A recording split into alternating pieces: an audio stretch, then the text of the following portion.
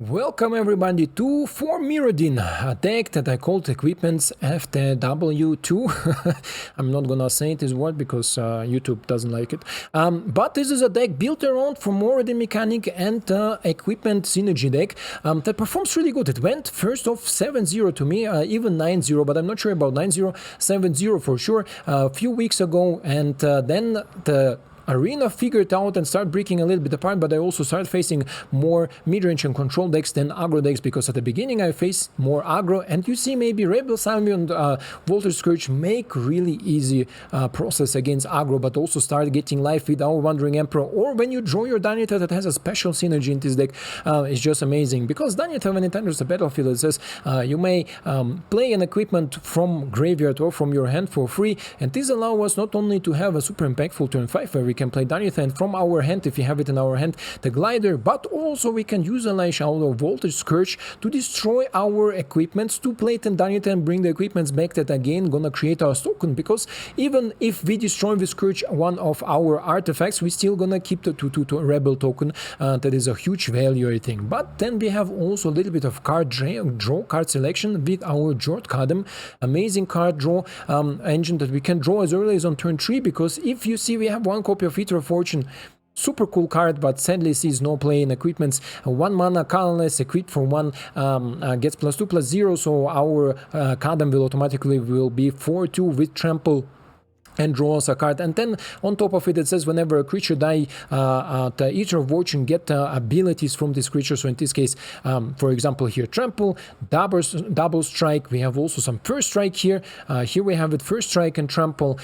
We have also some first strike with Wandering Emperor. We have here some flying and haste. So we can give a lot of different abilities to our Eater of Fortune that are gonna happen maybe in the gameplay. So just definitely stay tuned. But also Danitha alone, look at her. She has first strike, vigilance, life link. Equip Danitha with Eater of Fortune and hope that your opponent remove it without exile. This is gonna be a GG for the next creature, and we definitely gonna play some creatures, because for Mirrodin, the mechanic who doesn't know, creates a Rebel token, and this Rebel token, thank you my kitty, show them what you got.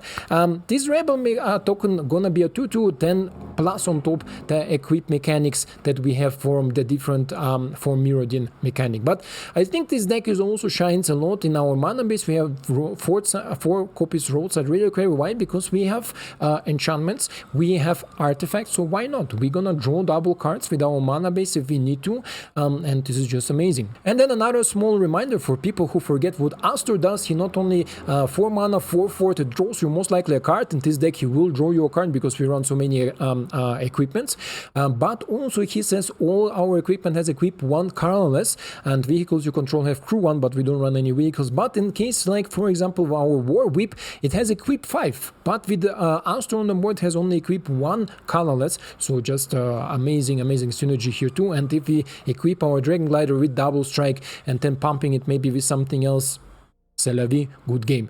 This deck, as I said, performed on a really high level, but I didn't create a sideboard now. If you are interested in sideboard, check out the end of the video. I created some alternatives here. Alternatives that also synergize good with this deck, so if you don't have some cards, you can take some cards out of the graveyard, for example Rebel Battery and so on. But I think this is self-explanatory. If you need any additional help, let me know down in the comments. With this being said, let's go to the gameplay and check out how this amazing Boros deck will perform for us. Welcome everybody to our Boros equipment deck, an equipment deck that went 7-0 for me easily. I think it was even 9-0, and afterwards started breaking apart a little bit. Currently I think I'm like 15-4, still very good, very high win rate for this sort of deck, for an off-meta build around equipments, I think, or around the Mirrodin mechanic. I think this is a really good, let's say, numbers, and this is maybe why I should have played a tap land before to play a 2-drop, but okay. Gaining some life from my opponent is okay. This will give my double striking creature some chances. Let's see if my opponent has instantly a removal for it or not. Looks like a Golgari opponent. Face a lot of Golgari with this deck, with artifact removal, surprisingly, but sure. And cut down. Okay. This is definitely fine. We're gonna play you, and Able to cycle the Scourges or Wandering Emperor to... You will be a 2-3.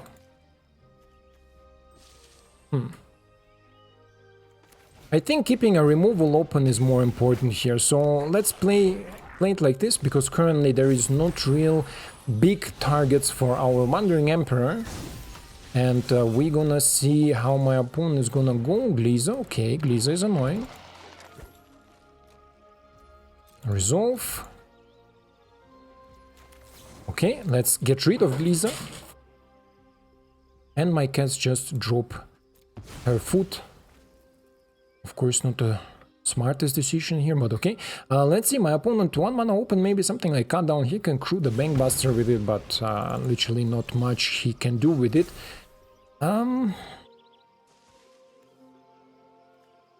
Not happy with the Scourge, to be honest. Although I attack, right? So let's cycle another Rebel Rousing, okay. If I play you, no.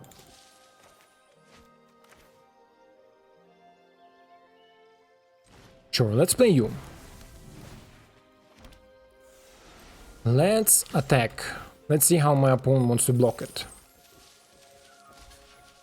Okay, then let's kill it and sacrifice the treasure token.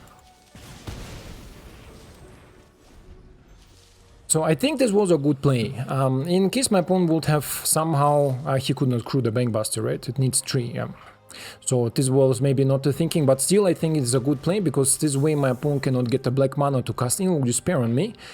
And as long as he's using his removal here and there, exiling, getting back, okay.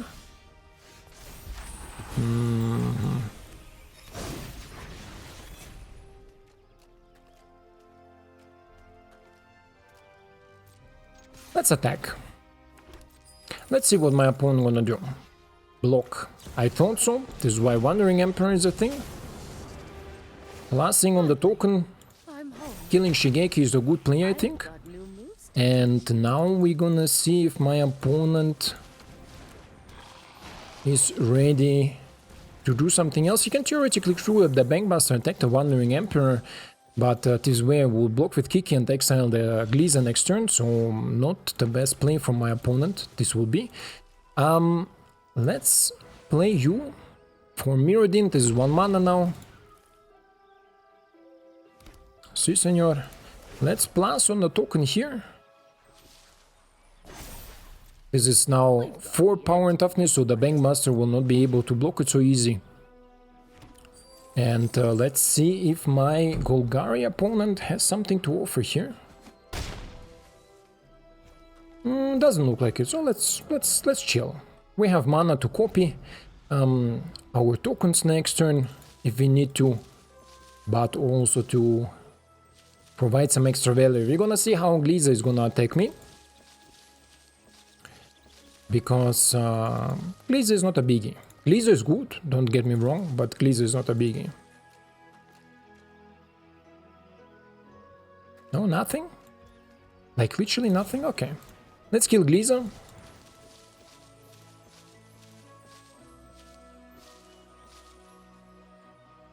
Si, senor.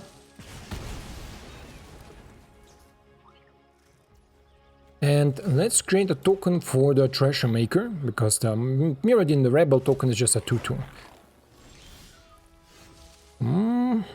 Interesting. So let's put you on you. Let's put a +1/+1 here. And let's go 2-3. Create some treasures, create some stuff. And Shigeki with Gliza is not a good synergy, I find, because they are legendaries. And Shigeki cannot get out the legendary. But who knows, right? Who knows? Okay, opponent blocks the double striker, sure. Resolve. Getting some lands and Sheldred. I see that, right? Is this Sheldred? Yes, this is Sheldred. I see right. So Rebel Salvo, super answer for Sheldred, especially for 1 mana. You cannot do anything wrong with it. And again, Shigeki, do you really need it? Do you really want it? And the turn. Do you really want it to have it in this situation? I'm not sure. But let's see, maybe my opponent has something like, I don't know, what can he have? Something big, something impactful. Graveyard Trespasser, sure. Not a biggie. Exile creature, do I have a creature there? I'm not even sure if I have a creature there. Artifact, okay. So Danitha hitting the board will not get an artifact out, but... Right. Let's go create another token here.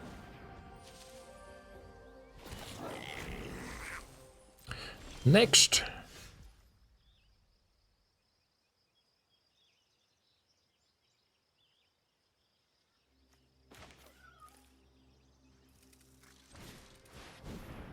Sure.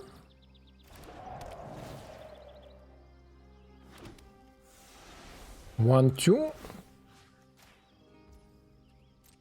1-2.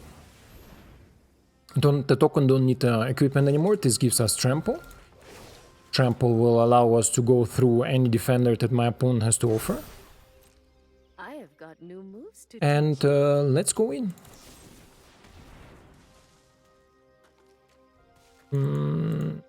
Okay. Okie dokie. So let's go with some Tokerinos. 1, 2, 3. Resolve. A lot of value. Some treasures. Treasures we have non-stop, right? And this is at least 8 damage.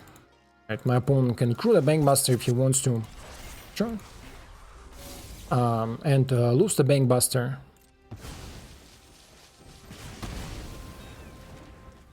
Getting the things done here for 10 damage. Down to 4, so now he has multiple threats that are approaching him. Not only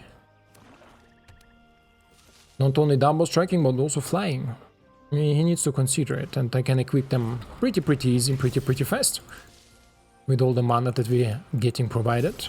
Mana, he needs to deal with the flyer, right? First dealing with the flyer and then dealing with something else. Backstin, not enough. Let's go next. And here we are in the second game against David P. Diddle. Keep on winning, keep on going. Really cool deck. I like it really much. I don't know why, but I like it. Usually not such a big fan of this equipment shenanigans. This is the 3-1, right? Yeah.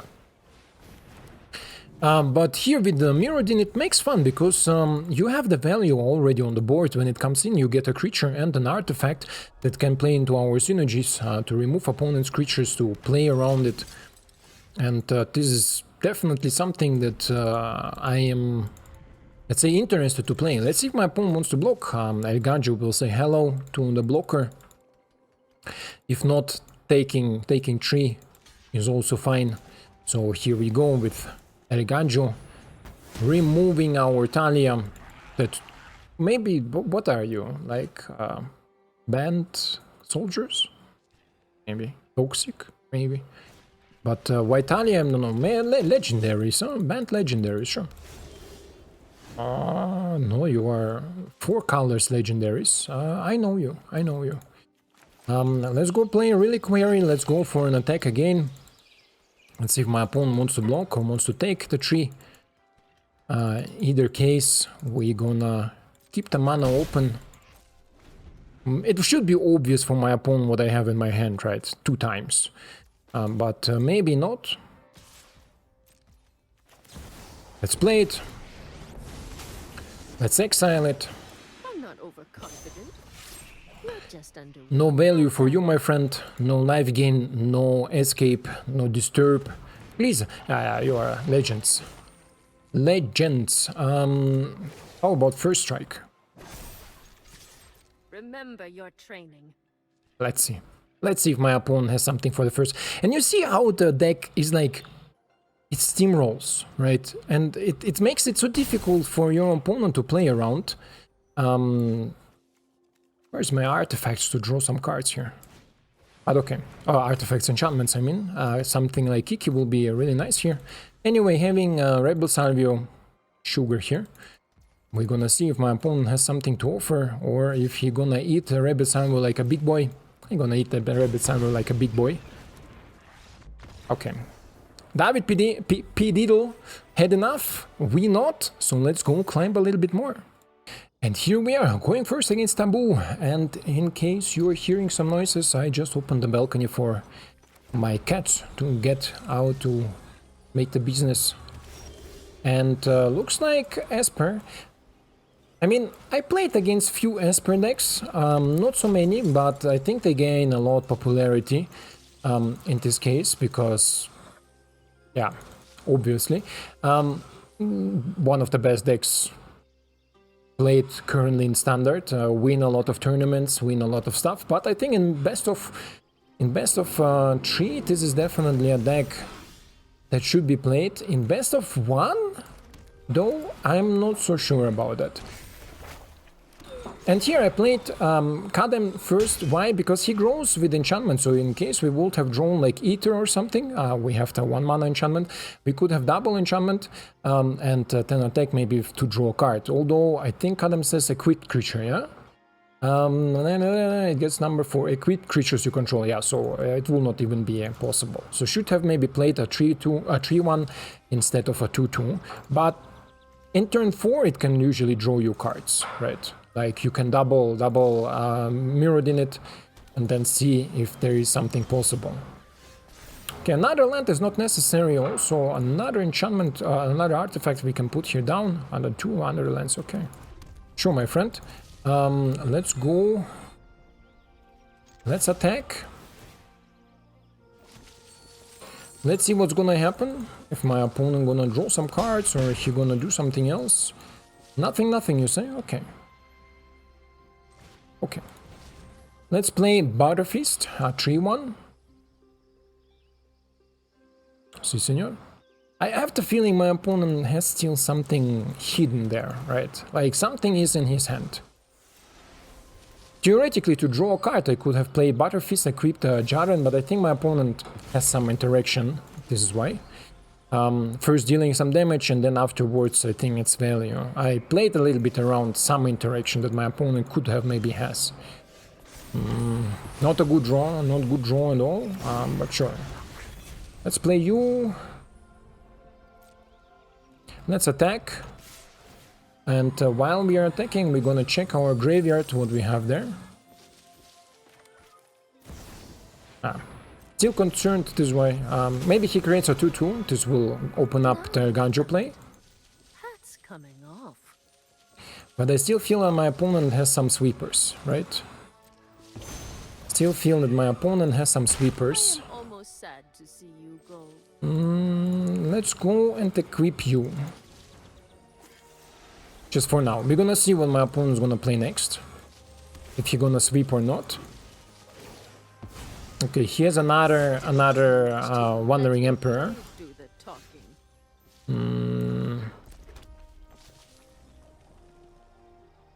How do we do that?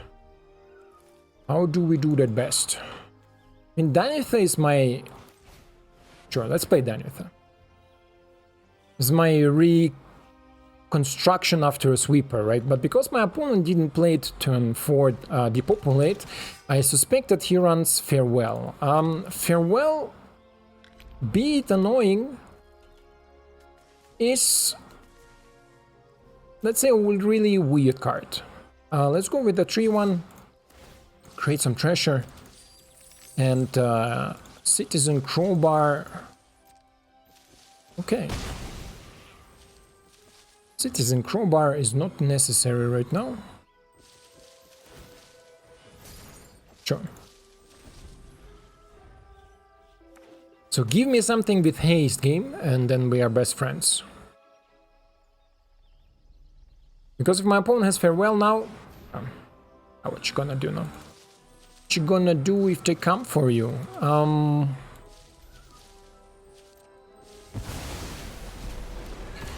We just don't draw good enough, but let's go with double equipments. The game is not over. The game is not over until I say so. Then the game is over. My opponent, Wandering Emperor?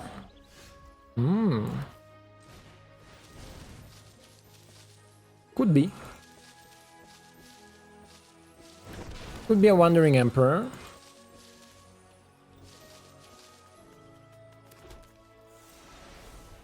But... Sure. Play your Wandering Emperor. Oh no, Memory Deluge. Oh, it is okay. So, good. I needed to attack with all. It doesn't matter how you do that. You need to attack with all in this situation. Erganjo? Looks like Erganjo. So an Esper control deck. Control is always depends how we draw and what we draw, right? Drawing so many lands in this deck is surprising, but it's okay, right? And we have some hasty creatures, we have some token creations, we have possibility to go against control decks. Voidrand. Wow, okay. Interesting, sure. Sure, my friend. Let's use the mana, let's equip our double striker. And now this is 8 damage, so my opponent most likely gonna sweep again. Or gonna do something else.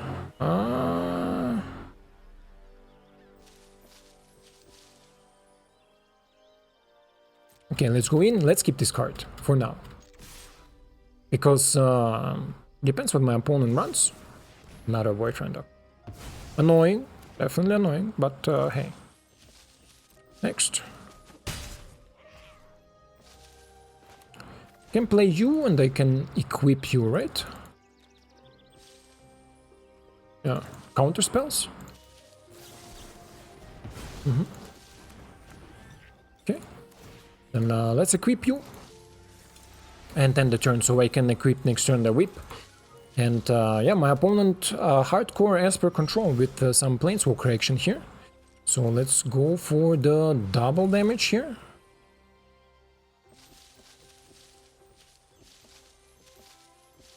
I have another removal spell there. Wow, nice. This is a lot of removal spells here. But okay. Play you and play the 3-1 that we're gonna equip next turn, obviously. Wow.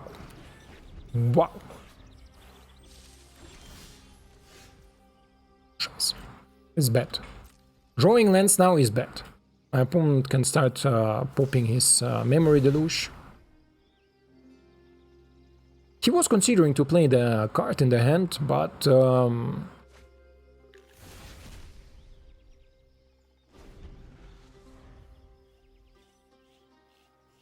let's see. There are chances. Astor will be cool. Wandering Emperor will be cool. I mean, if it resolves, right? Keep 2 mana open. He keeps 2 mana open. 3 mana. Okay. So let's play Halberd. Let's equip you. So my opponent most likely drew an answer here.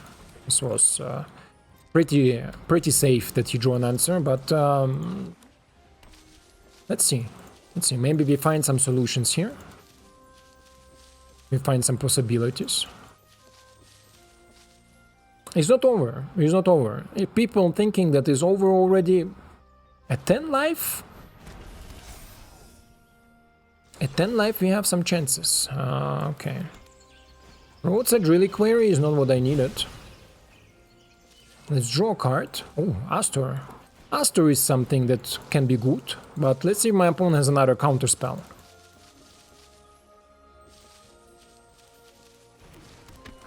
He doesn't. Okay, let's see if we hit. No, we don't hit any. Wow, land. Salvio, land. Ooh, this will be a terrible draw here, huh? Terrible draw. Brochowski. Now we can equip everything for 1 mana because of Astor, right? So, but he has most likely removal spells until he cannot anymore. Mirrex and Bangbuster. Yeah. So let's see if opponent let me come back. or if there is no chance and my opponent just locks out the game, like typical control deck. Is it a good control?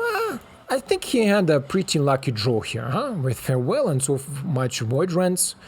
Counter spells I'm not even encountering, like not even counting. Counter spells, okay, you play control, you play counter spells. Okay. What did we mill here? Ether.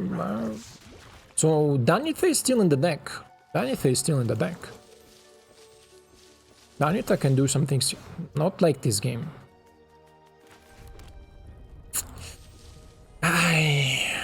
Okay. He has another mill. Has another Jace maybe. Akuma, sure. So he is a full cancer deck. If you can call it like this. With a little bit of luckier draw, we would have got this game. But this way, he can play Jace, mill me again, blah blah. Let's see if he can do it again. Surrender your mind to Phyrexia's will. Sure. No, there is. I saw Danitha already. I saw my Danitha already here. Good game, my friend. A typical cancer deck. Did a little bit of luck. I think we would have had this game. Like, let him draw Jaces. Let him draw Memory Delusions, right? But with a little bit more luck, we would have got it. Anyways, let's go next. And here we are against XX Cloner. XX, we go first. This is a good time to go first. We're gonna play...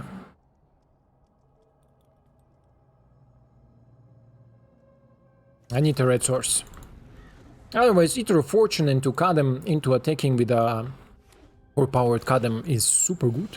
But I believe my opponent has enough removals in his hand to destroy whatever is coming here. And we're gonna see. I want to play Kadem and Eater in the same turn, or equip in the same turn, because it gives trample to the Eater if the creature gets removed. And I believe my Rakdos opponent will have some removal spells, right? Like, there is no question asked that he would not have removal spells. So let's go first in for the damage. Let's see if my opponent wants to remove it now, or he wants to remove the blade. He wants to... You see, I told you. I told you, my friend. Let's go play the red source, and let's go play the blade. And equip it for free. Why? Because the blade reduces the cost of equipment for 1, and the Batterfist costs only 1, so this is a free equipment. Lily, okay. Okay. Annoying, but hey. No more distractions. C'est la vie. Let's make this quick. So my opponent is a Rakdos control deck. Sacrifices must be made. Most likely, and we're gonna play Kalem, we're gonna play Eater, and we're gonna equip the Eater on the Kalem for free, and you for free. Next, and the turn. See if my opponent has another answer for the Kalem, but this will give at least the next creature trample, and most likely this will be the token that's gonna see the trample. 4 mana, you. Red Source Gun. Let's see. Everything is possible. Oh, Hero's Downfall, nice. So, a lot of control from my opponent here in the current situation, but there is not many possibilities. Not many things. Go away, please. Not many things we could have done differently. And we're gonna equip our creature here again to 5/1, so the cut down cannot cut it, but he would have cut it already if he would have it. But let's see. Let's see what we get here next. As long as the creature keep on coming, it's okay. Upon maybe with something like Invoke Despair, into Invoke Despair, into Invoke Despair, into Invoke Despair. Yeah, Shredder's Edict, sure. Give the trample back. As I said here, exiling the thing with abilities is not such a bad deal as the creatures, right? But it's okay. Blasting. Drop it. Sure. Burn down the house, you say, huh? Discard, no, 0. I like Astor. Astor is a good creature. You say, huh? The Dragonwing. Get it done. And resolve. And the turn. He can minus obviously the Lily, but Dragonwing will still hit for it. 1 mana left. If he pluses, we discard both of our cards, so I don't know if it was worth it to play the land. If he minuses, Dragonwing will go in anyway, right? So, but Shieldred, sure. Resolve. Resolve. Do not. I'm not really happy with the draw no land right now. And I need a Dragonwing. Right, so let's plus it here. Let's pass it here. Next. And the turn. We are looking for a land right now to kill the Lily. And let's see if opponent has something else to follow up here.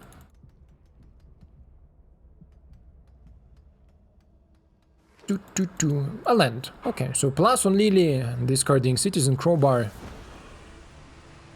Resolve. Citizen Crowbar. I'm tired of your secrets. Pass. Doesn't want to attack, okay. Okay. Let's go after Lily. She will die anyway because of Scourge. But I want to see if my opponent maybe wants to trade with Shieldred, and this will be good. Yes. This will be good. Why? Because we deal here really cheeky 2 damage. And this will trample through to the Lily. You see, Kiki is useful.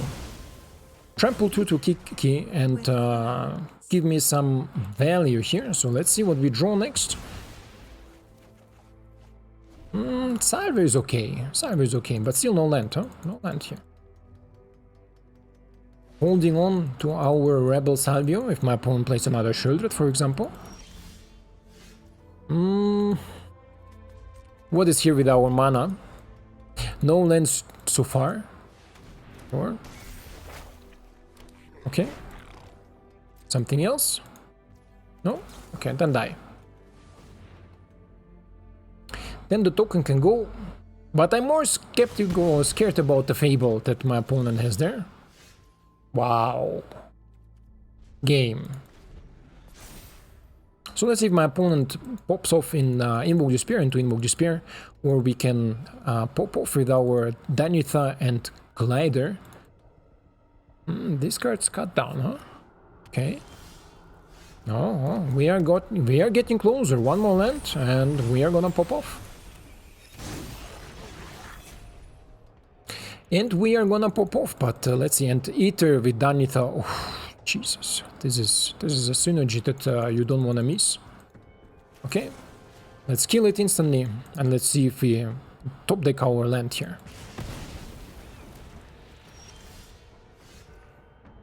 Game. What am I doing? Opponent has some interaction, removal spell. It's okay. Go for Trot. Good top decks from my opponent. Good top decks. Phyrexian Arena, nice. Now game, give me please. Give. It's okay. Is okay, my friend, is okay.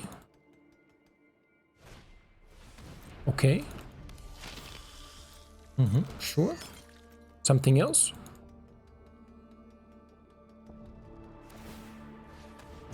Cycle the land, okay. 5 mana. Let's see, Invoke Despair. No? No Invoke Despair. Good. This is good, my friend. Give me the token. Upon maybe we should Red Edict or some other interaction for Planeswalker or for equipments. Cut down, okay. Oof. And do we go now? Let's go now. Let's get the blade back. Just because it's more value for now. And let's put the thing on you. And the thing on you. And the samurai token. May your blade strike true. Next. And then let's go and see if we can take this game home. Because this is what we need to do. This is what we want to do.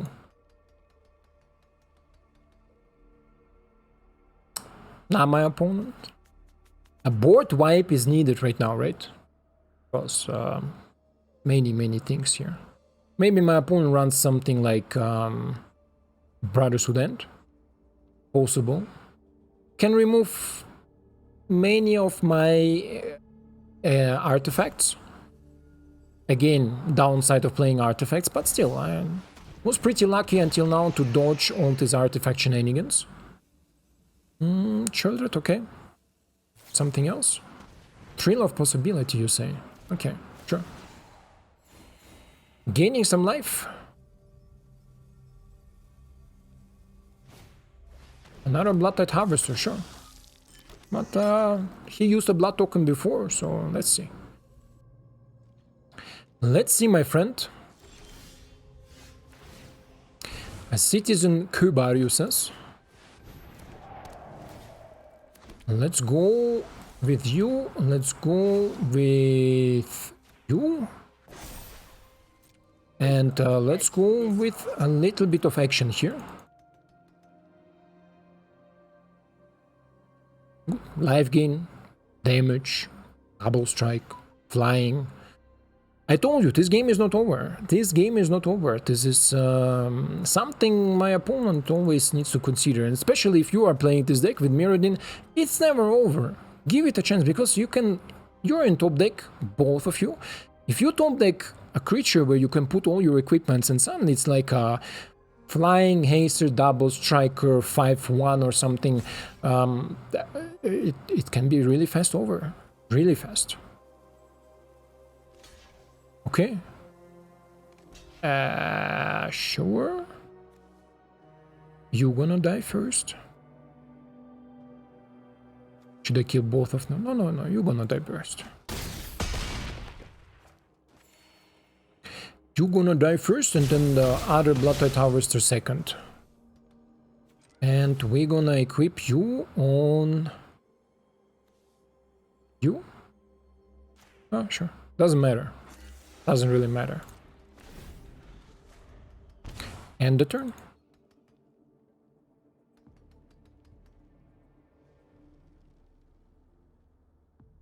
Next turn it will be a flying double striker. I will not equip Danitha anymore. Although I can equip Danitha. If he kills Danitha, I can equip that Eater on the flyer, right? I think so. I think so. We're gonna see. Well, where is your Invoke Despairs, my friend? Another Phyrexia Arena, okay. So now he's a little bit mad that he put down Shieldred, huh? On Forge, okay, nice, so a Forge gamer, but what for? What for do you want to forge? There's nothing you can forge. Really? Give me that life, bro. Give me the 6 life. Taking it 24/7, 5 days a week. Let's go on you in this case. Let's go on you, making a little bit bigger, trample, you know, trample. And a little bit more bigger, trample. You know, trample. Because my opponent is empty-handed, right? Trample. Trample, double striking, life linker. What do you want more? Rakdos, salute you. Interesting build. Didn't top deck Invoke Despair. This is how it can go if they don't top deck Invoke Despair. So let's go one more, I think. Let's go one more. And here we are against Kirino going first. And don't turn off at the end of the video. I have a little bit of small announcement to do. As I said already in the intro. Oh, against Toxic, Crowbar is good. Because they are artifacts. Crowbar can start popping them. But we're gonna see. We're gonna see what we can draw, what we can get here. If we can close the game against our Toxic players early enough. Okay. Let's play Fable, huh? Let's play Fable. Let's play first Fable, then no attacks. Then we're gonna Dragon Glide, Barbed Batterfist shenanigans here.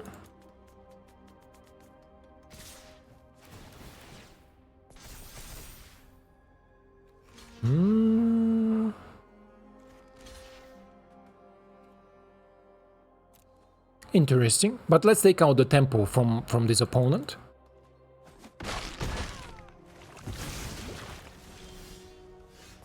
Would you have blocked it like this? Is the question. Would you have blocked it like this?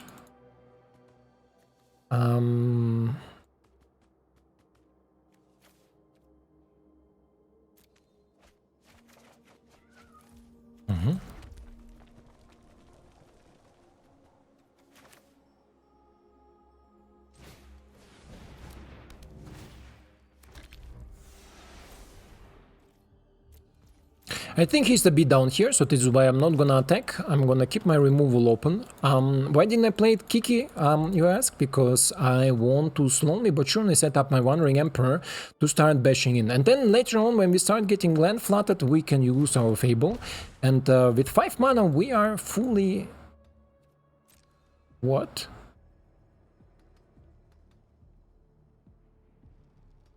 It's red.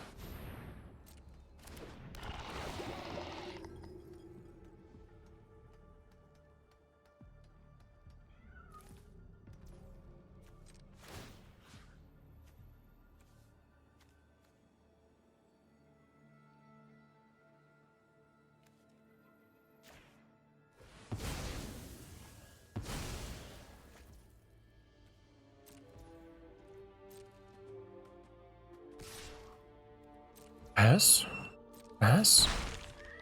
Was interesting attempt from my opponent. Another Kiki is not good. Another Kiki is not good. How do we do that? We're gonna go attack. Don't wanna use my thingy. Gonna go in Wandering Emperor.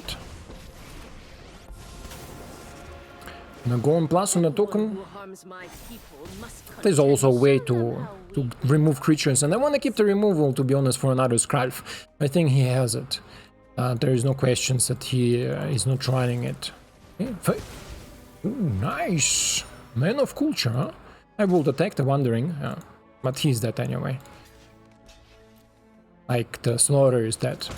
And Toxic without Toxic is not Toxic. You know what I mean? Like this. We are getting land flooded, weirdly enough. So... let's play Fable and start creating some tokens, I would say. Okay, my opponent had enough. And I think this representation enough how this deck went 7-0 and even 9-0 to it. But this deck makes fun. This deck has mid-range potential, this deck has some aggro potential. And surprisingly, at the beginning when I was playing, when I ran this 7-0, I ran a lot of mono-red decks, so against mono-red. Right now, we didn't play the single mono-red, right? Like mid-range control, which type of decks that we're now facing. But this is how the game realized it. After that, it started putting me against Astor, against Grixis, against mono-white mid-range, or mono-white aggro, whatever you want to call it. For me, it's a mid-range deck because they tax you, they don't win before turn 6, turn 7, but they win, right? This mono-white decks. For the announcement, would I recommend to craft this deck? Yes, it's a good deck, solid deck, super good performance, super good thing. I will make a sideboard, and you can, or as I explained in the intro, the sideboard is more the options that you can add in, but I will also, John, I think John or somebody else, if you're interested in a sideboard guide, let me know, I will post it in the comments, right? Because I want to keep some options for the people alive to put the cards in and out here. For the announcement, from the next week, so the coming Monday, the videos will be Monday, Thursday and Saturday, 3 times a week, because I want to bring some scheduling so you know when it's coming. And why Thursday, not Wednesday? Because for me, Tuesday and Wednesday are the most busy weeks in the busy days in the week at work, and also with the little one, because my girlfriend needs to do a lot, I need to do a lot, I need to take care of the little one, or we both taking care of her. So this is why Monday, Thursday and Saturday I will try to schedule him at 12 p.m. New York time, so at lunchtime, so people who has lunch can chill it out, or at evening can chill it out, or people from Europe come usually from work at this time. It's usually 6 hours difference. I don't remember if Europe still changes the time zones, because Ecuador doesn't. Luckily, you don't need to put your summer winter time back and forth and going crazy with it, but people usually come from work, so I think 12 p.m. is for me is a really good time, and I will try to pre-record and get some videos ready for you. There will be videos out of schedule, for example, like the last time you saw the spoiler videos, for example, or some bug stuff or some crazy things happening. I will put them out of schedule, of course. Or if the new set releases and then it releases on some days that are not Thursdays or something else, I will of course also double up on the videos or bring out more decks, because the head will explode with ideas for new builds. That's definitely going to happen in March of the machines. Why they don't bring it in March, I don't know. It will be just a perfect way to bring a set, but it will be maybe a little bit too much sets at once. I'm already tired, let's say, of so many sets. I want to have a set at least like, let's say, 3-4 months, and then maybe a new set, because I still have in this set a lot of undiscovered decks, a lot of undiscovered synergies. You will still see like one turn kill with this 4 mana red creature that deals double the damage if it's not combat damage, making the decks, making everything. Just needed few wild cards, just needed few cards adjustments, some changes, so it can perform more consistent, so you will also enjoy it. But yeah, this is so far for the announcements. Then for the deck, crafted, yes, sideboard. Let me know in the comments if you want a sideboard, if you want to take it to the right, for the right in best of 3.